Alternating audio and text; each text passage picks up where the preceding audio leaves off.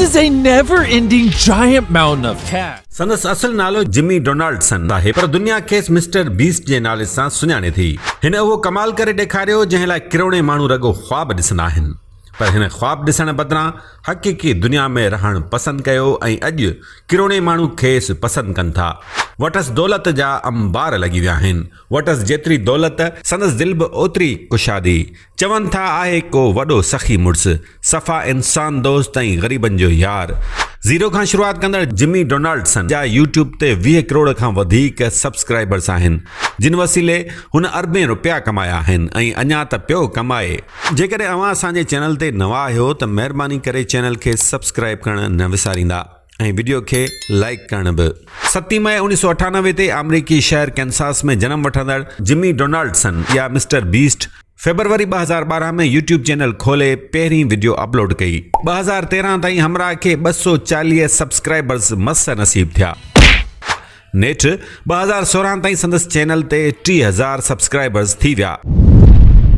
हू अक्सर करे टीवी प्रोग्राम्स ते रिएक्शन, ॿियनि जी दौलत जो काथो लॻाइण ऐं मज़ाह ते ॿधल वीडियोज़ अपलोड कंदो हो। हुन यूट्यूब खे कुल वक़्ती कम तौरु जारी रखण जो फ़ैसिलो कयो, पर संदसि घर वारनि खे इहा ॻाल्हि न वणी ऐं हू घर यूनिवर्सिटी जी तइलीम छॾण ते मजबूर थी वियो। हाणे जिमी पंहिंजनि चइनि दोस्तनि खे बि यूट्यूब चैनल में शामिल कयो। खेसि असल शोहरत ऐं कामयाबी ज़हनी ऐं जिस्मानी मुक़ाबलनि ते ॿधल वीडियोज़ मां मिली, जिन में हू खटींदड़नि विच में इनाम विरहाईंदो हो। नवंबर 2021 ते जिमी डोनाल्डसन 456 माण्हुनि विच में मुक़ाबले जी वीडियो अपलोड कई, जंहिंमें उन्हनि माण्हुनि विच में $4,60,000 या 12 करोड़ रुपया इनाम तौरु विरहाया विया। उन वीडियो खे 24 दिसंबर 2022 ताईं 32 करोड़ माण्हू ॾिसी चुका आहिनि। जनवरी 2022 में फोर्ब्स जिमी डोनाल्डसन या मिस्टर बीस्ट खे यूट्यूब तां सभ खां वधीक पैसो कमाईंदड़ यूट्यूबर करार ॾिनो। फोर्ब्स जी रिपोर्ट मूजिबि 2021 में मिस्टर बीस्ट $54 मिलियन या 12 अरब रुपयनि खां वधीक रक़म यूट्यूब मां कमाई। जिमी डोनाल्डसन या मिस्टर बीस्ट जा मेन चैनल ते 13 करोड़ ऐं सभिनी चैनल जा गॾियल तौरु 21 करोड़ सब्सक्राइबर्स आहिनि।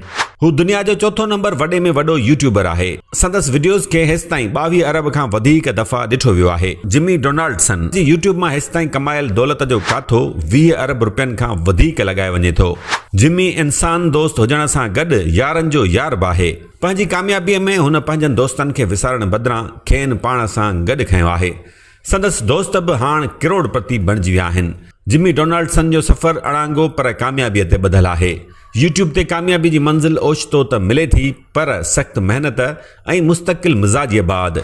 जिमी डोनाल्डसन बि केतिरनि ई सालनि ताईं महिनत कंदो रहियो। संदसि वीडियोज़ ते न व्यूज़ पे आया ऐं न ई खेसि सब्सक्राइबर्स पे मिलिया।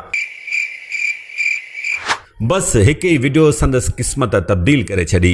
हर यूट्यूबर खे इहा वीडियो मिलंदी आहे, पर उन लाइ करिणो पवंदो आहे इंतज़ारु, कंहिंखे थोरो ऐं कंहिंखे डिघो।